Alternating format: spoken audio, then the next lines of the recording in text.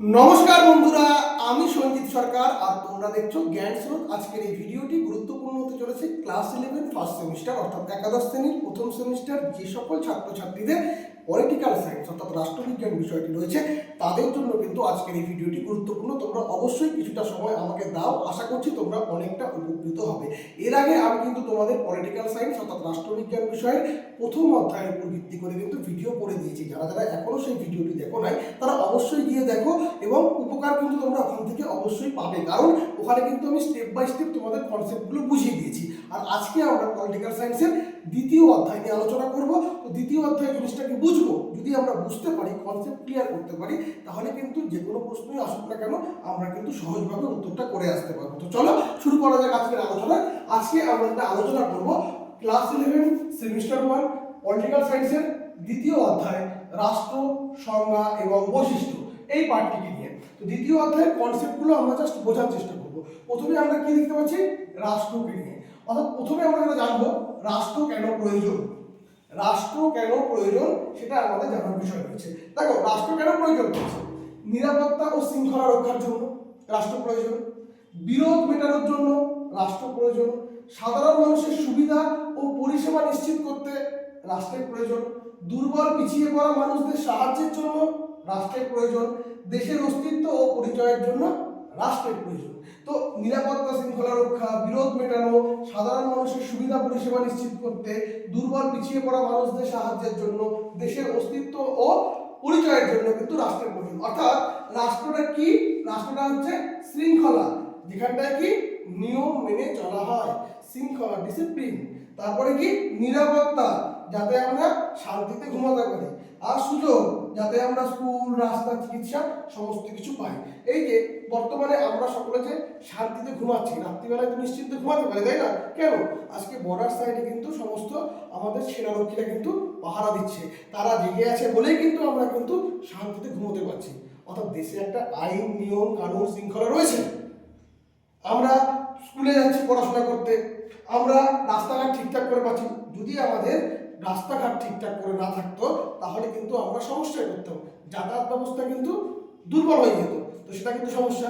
আবার যদি অসুস্থ হতাম, যদি ঠিকঠাক করে চিকিৎসা না পেতাম, তাহলে কিন্তু আমরা মারাও যেতে পারতাম। তাহলে রাষ্ট্রটা কী কী কারণের জন্য প্রয়োজন বুঝতে পারছো তো? এবার স্টেপ বাই স্টেপ আমরা ঘটনাগুলো জানতে পারবো। তাহলে রাষ্ট্র কেন প্রয়োজন, নিরাপত্তা শৃঙ্খলা রক্ষার জন্য, বিরোধ মেটানোর জন্য, সাধারণ মানুষের সুবিধা পরিষেবা নিশ্চিত করতে, দুর্বল পিছিয়ে পড়া মানুষদের সাহায্যের জন্য, দেশের অস্তিত্ব ও পরিচয়ের জন্য। অর্থাৎ শৃঙ্খলা মেনলি যেটা দেখবো আমরা, যেখানটায় নিয়ম মানা হয়, নিরাপত্তা, যাতে আমরা শান্তিতে ঘুমাতে পারি এবং তারই পাশাপাশি রাস্তায় বেরোতে পারি, সুযোগ, যাতে আমরা স্কুল, রাস্তা, চিকিৎসা এই সমস্ত কিছু পাই। এবার রাষ্ট্রের কটা স্তম্ভ বলতো? রাষ্ট্রের কিন্তু 4টা স্তম্ভ। রাষ্ট্রের কটা স্তম্ভ? 4টা স্তম্ভ। কি কি? প্রথমেই আসবে হচ্ছে জনসমষ্টি, তারপরে নির্দিষ্ট ভূখণ্ড, তারপরে সরকার, আর তারপরে সার্বভৌমত্ব। আমরা একে একে প্রত্যেকটা জিনিস একটু বুঝে নেওয়ার চেষ্টা করি। প্রথমে আমরা জনসমষ্টি নিয়ে জানি। জনসমষ্টি কোনটাকে বলা হয়? জনসমষ্টি কিন্তু মানুষের সংখ্যাটা নয়, মানুষের সংখ্যাতে কিন্তু জনসমষ্টি হয় না, তাদের রাজনৈতিক সচেতনতাই কিন্তু আসল। প্রাচীন গ্রীসে নাগরিক, মেটিক, কৃতদাস কিন্তু ছিল। অর্থাৎ আমি কি বললাম, মানুষের সংখ্যা নয়, তাদের রাজনৈতিক সচেতনতা। আচ্ছা, এখানে একটা জিনিস যদি বোঝাতে নিই, একটা খেলাধুলা সকলে তোমরা কম বেশি দেখো, মাঠে খেলা হচ্ছে, 11টা প্লেয়ার রয়েছে, আবার মাঠে দর্শকও রয়েছে। তো এখানটায় আমরা জনসমষ্টি কোনটাকে বলবো? এখানে কিন্তু এই যে খেলাটা চলছে, এখানে কিন্তু খেলার যে দর্শক এরা কিন্তু জনসমষ্টির মধ্যে করছে না। কারা করছে? এই যে খেলোয়াড়রা মিলে টিম। এখানে জনগণটাকে রাষ্ট্রের খেলোয়াড় যারা খেলবে, বুঝতে পেরেছো জনসমষ্টি? আরেকটা জিনিসটা বুঝে নাও, মানুষের সংখ্যা নয়, তাদের রাজনৈতিক সচেতনতা। কি বললাম? যেটা গেম হচ্ছে, খেলা হচ্ছে, দর্শক রয়েছে, দর্শকরা না, যারা খেলছে তারা জনসমষ্টি। বুঝতে পেরেছো? এরপরে কি নির্দিষ্ট ভূখণ্ড, এটা রাষ্ট্রের সীমানা। আর যদি খেলার ক্ষেত্রে বলি সেটা হচ্ছে মাঠ। শুধু জমি নয়, এর উপরের আকাশ, নিচের জল সমস্তই কিন্তু সেই ভূখণ্ডের অংশ, মানে রাষ্ট্রের অংশ। বুঝতে পেরেছো? এরপরে সরকার, রাষ্ট্রের যেটা হাত, অ্যাকচুয়ালি রাষ্ট্রের হাত। সরকারের কি আছে? সরকারের কিন্তু 3টা জিনিস আবশ্যক। কি? একটা হচ্ছে আইন বিভাগ, একটা বিচার বিভাগ এবং একটা শাসন বিভাগ। এই 3টা জিনিস, আইন, বিচার এবং শাসন, এটাকে কিন্তু ঠিক রাখার বিষয়। এই তিনটা কনসেপ্ট কিন্তু বুঝতে হবে, আইন, শাসন এবং বিচার, এটাকে ঠিক রাখার বিষয়। অর্থাৎ এই যে খেলাটা হচ্ছে, তোমাদের খেলাটা দিয়ে বুঝে, খেলাটা হবে কে পরিচালনা করতেছে? আম্পায়ার পরিচালনা করতেছে বা রেফারি পরিচালনা করতেছে, অর্থাৎ এরা খেলাটাকে পরিচালনা করতেছে। আম্পায়ার, রেফারি, টিম ম্যানেজমেন্ট বা যারা খেলার ম্যানেজমেন্টে আছে তারা কিন্তু পরিচালনা করতেছে। ঠিক সেরকম রাষ্ট্রের ক্ষেত্রে কে পরিচালনা করতেছে? সরকার। আমাদের কেন্দ্রীয় সরকার আছে যে রাষ্ট্র পরিচালনা করতেছে, আবার রাজ্য সরকার আছে রাজ্য পরিচালনা করতেছে। বুঝতে পেরেছো? এবার কি সার্বভৌমত্ব? সার্বভৌমত্ব কোনটা? দেখো, জনসমষ্টি নির্দিষ্ট ভূখণ্ড সরকার, সার্বভৌমত্বের কিন্তু একটা গুরুত্বপূর্ণ বিষয় হচ্ছে এটাই কিন্তু অ্যাকচুয়ালি রাষ্ট্রের প্রাণ, এটাই কিন্তু রাষ্ট্রের ক্ষমতা, এটা অবিভাজ্য ও অখণ্ড। এখানে কেন? ধরে নাও সেই যে খেলাটা হচ্ছে, সেই খেলাতে রেফারি রেফারি যদি বাঁশি বাজায় তাহলে সেটা কিন্তু প্লেয়াররা শুনতে বাধ্য, তাই নয় কি? কারণ তিনি সর্বসার্বা, তার বিরুদ্ধে কেউ কিছু বলতে পারবে না। সুতরাং রাষ্ট্র কিন্তু সেরকম, রাষ্ট্রের ক্ষমতা কিন্তু চূড়ান্ত, রাষ্ট্র কারো আজ্ঞাবহ নয়। রেফারি যদি একবার বাঁশি বাজিয়ে দেয় তাহলে কি হবে? খেলোয়াড়কে শুনতে হবে রেফারি কি বলছে। ঠিক সেরকম রাষ্ট্রে যেটা বলবে সেটা আমাদের মেনে নিতে হবে। রাষ্ট্র কিন্তু কারো কাছে আজ্ঞাবহ নয়। এই সার্বভৌমত্ব যদি না থাকে তাহলে কিন্তু এই বাকি তিনটায় কিন্তু কিচ্ছু হবে না। তার কারণ হচ্ছে এই যে সার্বভৌমত্ব, যেমন স্বাধীনতার আগে আমাদের ভারতবর্ষের কাছে কি জনসমষ্টি ছিল না? ছিল। ভূখণ্ড ছিল না? ছিল। নেতারা ছিল না যারা পরিচালনা করতো? ছিল। কিন্তু তাদের কোনো ক্ষমতা ছিল না, অর্থাৎ সার্বভৌমত্ব ছিল না জন্য কিন্তু আমরা দেশটিকে সেভাবে উত্থান হতে পারিনি। তো সার্বভৌমত্ব হচ্ছে মেন, অর্থাৎ রাষ্ট্রের চারটা স্তম্ভ, জনসমষ্টি নির্দিষ্ট ভূখণ্ড সরকার এবং সার্বভৌমত্ব, তার ভিতর থেকে সার্বভৌমত্ব কিন্তু মেন, এটাই রাষ্ট্রের প্রাণ এবং ক্ষমতা, মাথায় রাখতে হবে। এবার আমরা যেটা দেখবো রাষ্ট্রতত্ত্বের বিবর্তন, অর্থাৎ এখানে যে রাষ্ট্র দার্শনিকরা রয়েছে তাদের কিছু ধারণা জানবো। আমরা কিন্তু প্রথম অধ্যায়ে এখানে বিভিন্ন টাইপের যারা রাষ্ট্রবিজ্ঞানী রয়েছে, দার্শনিক রয়েছে, তাদের মতামত, তাদের গ্রন্থ, এই সমস্ত নিয়ে কিন্তু আলোচনা করেছি। যারা যারা দেখো না ভিডিওগুলো তারা একবার দেখে নিও। এখানে কিন্তু আমি সম্পূর্ণ আলোচনা করবো না, এখানে জাস্ট কয়েকটা আলোচনা করবো। প্রথমেই আলোচনা করবো অ্যারিস্টটলকে নিয়ে। অ্যারিস্টটল এই কিন্তু রাষ্ট্রবিজ্ঞানের জনক। মাথায় রাখবে, অ্যারিস্টটল কার শিষ্য ছিল বলতো? প্লেটোর শিষ্য ছিল। প্লেটো আবার কার শিষ্য ছিল? সক্রেটিসের। সক্রেটিসের শিষ্য প্লেটো, প্লেটোর শিষ্য হচ্ছে অ্যারিস্টটল। আর এই অ্যারিস্টটল প্রথম বিজ্ঞানসম্মতভাবে কিন্তু রাষ্ট্রবিজ্ঞানের ধারণা দিয়েছিল জন্য একে কিন্তু রাষ্ট্রবিজ্ঞানের জনক বলা হয়। এই অ্যারিস্টটল কি বলছে? বলছে মানুষ একা বাঁচতে পারে না, রাষ্ট্র তার পূর্ণতা। মানুষ একা বাঁচতে পারে না, রাষ্ট্র তার পূর্ণতা। অর্থাৎ যেরকম একটা পরিবার, পরিবার থেকে গ্রাম, গ্রাম থেকে শহর, তারপরে এইভাবে আস্তে আস্তে আস্তে কিন্তু আমরা বেড়ে উঠছি। সর্বোচ্চ সংগঠন মানে অ্যারিস্টটল রাষ্ট্রকে কিন্তু সর্বোচ্চ সংগঠন করেছে। তারপরে ম্যাকিয়াভেলি। ম্যাকিয়াভেলি কি বলতো? আধুনিক রাষ্ট্রতত্ত্বের জনক হচ্ছে ম্যাকিয়াভেলি। এ কি বলছে? আদর্শ দিয়ে পেট ভরবে না, আদর্শ দিয়ে পেট ভরবে না, ক্ষমতা টিকিয়ে রাখাই হচ্ছে আসল। অর্থাৎ ম্যাকিয়াভেলি রাজাকে কি বলেছে? রাজাকে চতুর হতে হবে, রাজাকে শক্তিশালী হতে হবে। আদর্শ ধরে থাকলাম, তুমি ক্ষমতা প্রয়োগ করলে না, তুমি ক্ষমতায় টিকে থাকলে না, তাহলে কিন্তু হবে না। এটা ম্যাকিয়াভেলি বলছি। অর্থাৎ ক্ষমতার যে বাস্তববাদী রূপ সেটা কিন্তু ম্যাকিয়াভেলি দেখিয়েছিলেন। এরপরে কি? সামাজিক চুক্তি মতবাদ। এখানে দু তিনজনের নাম জানবো, হবস, হবস, লক এবং রুসো। হবস কি বলেছিল বলতো? হয় থেকে চুক্তি নিরাপত্তা, অর্থাৎ ভয় থেকে তুমি চুক্তি করছো, ভয় থেকে, এটা বলছিল হবস। লক কি বলছিল? অধিকার রক্ষার জন্য চুক্তি। রুসো কি বলছে? জনগণের ইচ্ছার জন্য চুক্তি। তাহলে হবস ভয় থেকে চুক্তি নিরাপত্তা, লক অধিকার রক্ষার জন্য চুক্তি, এবং রুসো জনগণের ইচ্ছার জন্য চুক্তি। এই জিনিসটা কিন্তু এই সামাজিক চুক্তি মতবাদটা তোমাদের মনে রাখতে হবে। তাহলে অ্যারিস্টটলকে নিয়ে বললাম, ম্যাকিয়াভেলিকে নিয়ে বললাম, আর সামাজিক চুক্তি মতবাদের ভিতরে হবস যে বলেছিল ভয় থেকে চুক্তি নিরাপত্তা, লক অধিকার রক্ষার জন্য চুক্তি, এবং রুসো জনগণের ইচ্ছার জন্য চুক্তি, এটা মাথায় রাখবে। আর বিবর্তনবাদ, বিবর্তনবাদ কিন্তু খুবই গুরুত্বপূর্ণ। এটা হলো ধাপে ধাপে বড় হওয়া। একটা বীজ থেকে যেরকম আস্তে আস্তে আস্তে আস্তে আস্তে আস্তে একটা বড় গাছ হয়, বড় বৃক্ষের মতো গাছ হয়, সেরকম এই বিবর্তনবাদও কিন্তু তেমনি। যেমন কি পরিবার থেকে গোত্র, গোত্র থেকে রাষ্ট্র, এইভাবেই কিন্তু তৈরি হয়। সব থেকে গ্রহণযোগ্য মতবাদ হচ্ছে এই বিবর্তনবাদ। সব থেকে গ্রহণযোগ্য মতবাদ কোনটা? এই বিবর্তনবাদ। এখানে কিন্তু রক্তের সম্পর্ক, ধর্মযুদ্ধ সমস্ত কিছুই কিন্তু এখানে চলে আসবে। এবার আমরা কয়েকটা কনসেপ্ট ক্লিয়ার করব।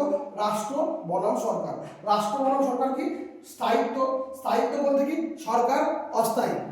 সরকার কি? সরকার অস্থায়ী, কারণ এটা নির্বাচন ভিত্তিক। প্রতি 5 বছর অন্তর অন্তর কিন্তু আমাদের নির্বাচন হয় এবং সেখানে জনগণ যে রায় দেয় তার উপরে কিন্তু সরকার টিকে থাকে বা পরিবর্তিত হয়। অর্থাৎ সরকার কিন্তু অস্থায়ী আর রাষ্ট্র কিন্তু স্থায়ী, কারণ জনগণ ভূখণ্ড নিয়ে রাষ্ট্র, জনগণও আছে ভূখণ্ডও আছে, কিন্তু সরকার কিন্তু পরিবর্তন হতে পারে। কারণ এটা কেন? এটা হচ্ছে নির্বাচন ভিত্তিক। মাথায় রাখবে, মূর্ত বনাম বিমূর্ত সরকার দেখা যায়, তুমি নেতা মন্ত্রীদের দেখতে পাচ্ছ, অফিসারদের দেখতে পাচ্ছ কিনা? তো এটা হচ্ছে সরকার দেখা যাচ্ছে, কিন্তু রাষ্ট্র কিন্তু অনুভব করতে হয়। অর্থাৎ আইন, সংবিধান। আজকে তুমি কোনো অপরাধ করতে গেলে কিন্তু তোমার মনে কিন্তু বাধা হবে, কারণ কেন? তুমি জানো আমার রাষ্ট্রে আইন আছে, যদি আমি কোনো অপরাধমূলক কাজ করি আমাকে কিন্তু রাষ্ট্রের আইনের আওতায় নিয়ে আসবে। তো সেই জন্য তুমি কিন্তু দেখতে পাচ্ছ না, তুমি মানতেছ। তো রাষ্ট্র অনুভব করতে হয়। উদাহরণ কি?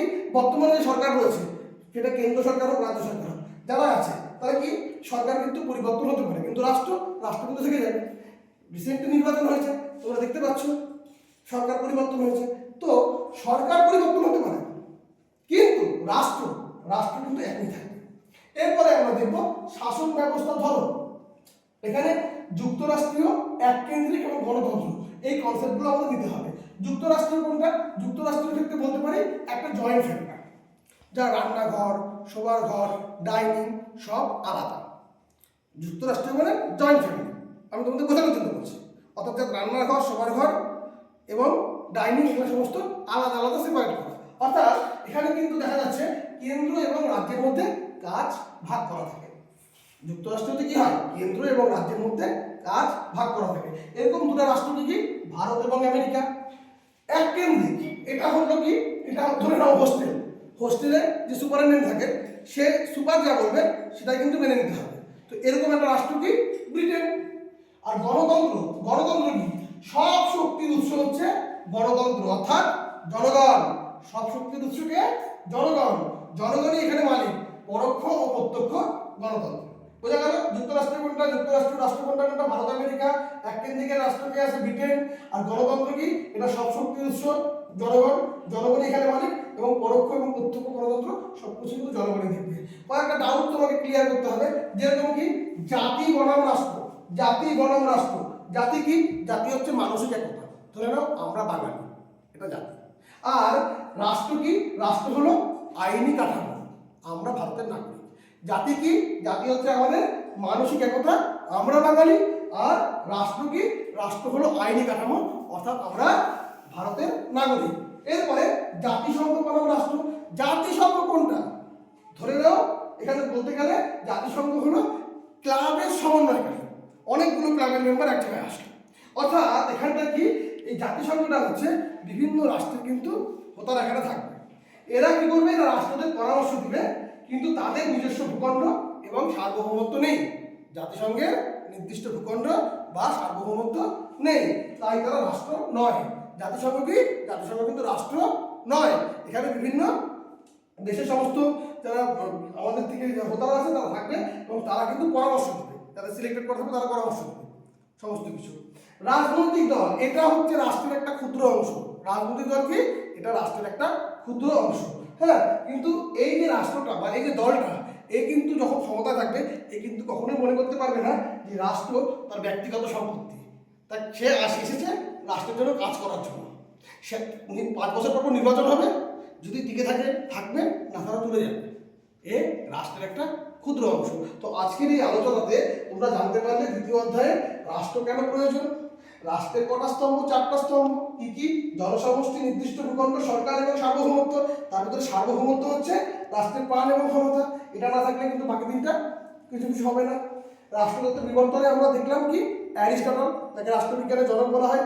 অ্যারিস্টটল কার শিষ্য ছিল? প্লেটো কার শিষ্য ছিল? সক্রেটিস। মাথায় থাকবে অ্যারিস্টটল কি বলেছিল? মানুষ একা বাঁচতে পারে না, রাষ্ট্র তার পূর্ণতা। ম্যাকিয়াভেলি এ আধুনিক রাষ্ট্রতত্ত্বের জনক, এ কি বলেছিল?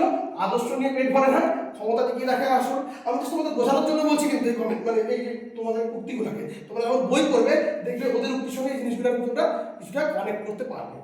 সামাজিক যুক্তিমতবাদে হক, ভয় থেকে যুক্তি নিরাপত্তা। ল অধিকার রক্ষার জন্য চুক্তি, রুশো জনগণের হিসাবের জন্য চুক্তি। তোমরা যখন বইগুলো পড়বে, একটু পাঠ্য বই যখন দেখবে, তখন কিন্তু অটোমেটিক্যালি এই কনসেপ্টগুলো তোমরা যদি একবার দেখে নাও, তাহলে তোমাদের বুঝতে কিন্তু অনেকাংশে সুবিধা হবে। বিবর্তনবাদ, এটা ধাপে ধাপে হয়েছিল, আর সবচেয়ে গ্রহণযোগ্য মতবাদ হচ্ছে বিবর্তনবাদ। রাষ্ট্র বনাম সরকার স্থায়িত্ব, সরকার কি অস্থায়ী, এটা নির্বাচন ভিত্তিক, রাষ্ট্র স্থায়ী, এটা জনগণ এবং ভূখণ্ডকে নিয়ে। মুক্ত বনাম বিমুক্ত, সরকারকে দেখা যায় মন্ত্রী অফিসার, কিন্তু রাষ্ট্রকে অনুভব করতে হয়। আইন সংবিধান, যেরকম বর্তমানে সরকার আছে সে পরিবর্তন হতে পারে, অন্য সরকার আসতে পারে, সেরকম। এবার যুক্তরাষ্ট্র কি, যেটাকে আমি কি বললাম, জয়েন্ট ফ্যামিলি, অর্থাৎ এখানে কেন্দ্র এবং রাজ্যের মধ্যে ক্ষমতা ভাগ করা থাকে। এরকম রাষ্ট্র কি বললাম, আমেরিকা এবং ভারত। এককেন্দ্রিক কি, হোটেলের সুপারের কথা বললাম, যার কথা দিয়ে সব কিছু হবে। কার কথা বললাম, ব্রিটেন। গণতন্ত্র কি বললাম, সব শক্তির উৎসকে জনগণ, অর্থাৎ জনগণ এখানে মালিক, পরোক্ষ এবং প্রত্যক্ষ গণতন্ত্রে। আর জাতি বনাম রাষ্ট্র, জাতি হলো মানসিক একতা, আমরা বাঙালি, আর রাষ্ট্র হলো আইনি কাঠামো, আমরা ভারতের নাগরিক। জাতিসংঘ বনাম রাষ্ট্র, এখানে সমস্ত দেশের কিন্তু মূল মূল ক্যান্ডিডেটরা রয়েছে, তারা সমস্ত যারা যারা সিলেক্টেড করছে তারা বলে দিবে যে তুমি কি করবা কি করবা না, কি করা উচিত কি করা উচিত না, তারা রাষ্ট্রদেরকে পরামর্শ দেয়। এই জাতিসংঘের কিন্তু কোনো নির্দিষ্ট ভূখণ্ড নেই, তাদের কিন্তু সার্বভৌমত্ব নেই, তাই তারা রাষ্ট্র নয়। রাজনৈতিক দল কি, রাষ্ট্রের একটা ক্ষুদ্র অংশ, এই ক্ষমতা থাকলে এ শাসন করবে, না থাকলে চলে যাবে। তো এটা কোনো ব্যক্তিগত সম্পত্তি নয় রাষ্ট্রটা। বুঝতে পেরেছো? এই হচ্ছে তোমাদের আজকের আলোচনা। এখান থেকে অনেক রকমের প্রশ্ন হতে পারে, তোমাদের যদি প্রশ্নের প্রয়োজন হয় অবশ্যই তোমরা কিন্তু কমেন্ট করে জানাবে যে স্যার কিছু প্রশ্ন দিয়ে দিলে ভালো হয়, আমি অবশ্যই তোমাদের সহযোগিতা করব। এবং তোমাদের কি কি বিষয়ের উপর ভিডিও করলে তোমাদের সুবিধা হবে আমাদের এখানে কিন্তু বলে দেওয়া আছে আমাদের চ্যানেলের ভিতরে, আমাদের ফেসবুক এবং ইনস্টাগ্রাম পেজে কী কী জিনিস পড়ানো হয়, কোন কোন সাবজেক্টগুলো পড়ানো হয়। তোমাদের যদি কোনো রকম অসুবিধা থেকে থাকে অবশ্যই তোমরা কমেন্ট করে জানাতে পারো। ভিডিওটি ভালো লাগলে অবশ্যই লাইক করবে, কমেন্ট করে তোমরা তোমাদের মতামত জানাবে, বন্ধুদের মধ্যে শেয়ার করবে। চ্যানেলে প্রথম হয়ে থাকলে অবশ্যই সাবস্ক্রাইব করবে। তোমরা ফেসবুক পেজ বা ইনস্টাগ্রাম পেজে ভিডিওটা দেখে থাকলে অবশ্যই পেজটিকে ফলো করে দিও। আর তোমরা যদি আমাদের সঙ্গে যুক্ত হতে চাও অবশ্যই হোয়াটসঅ্যাপে বা এবং টেলিগ্রাম চ্যানেলে তোমরা কিন্তু জয়েন করতে পারো, কেমন? আর যারা যারা আমার কাছে অনলাইন বা অফলাইন টিউশন করতে চাও তারা যোগাযোগ করতে পারো 7384384758 নম্বরে। তো আজকের এই ভিডিওটা তোমরা কেমন লাগলো অবশ্যই জানিও, ভিডিওটা দেখো এবং তোমাদের মতামত অবশ্যই দিও। Tata, bye bye.